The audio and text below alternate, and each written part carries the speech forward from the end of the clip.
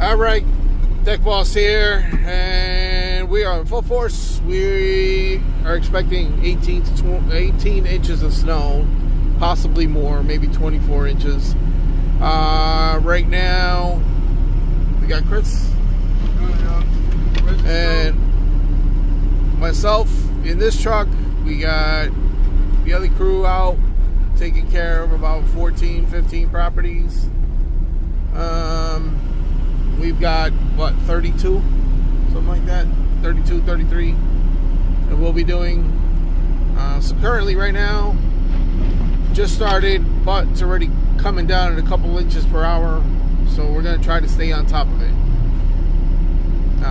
We'll keep everybody posted. And, you know, if anybody else is out there doing this kind of work, be careful.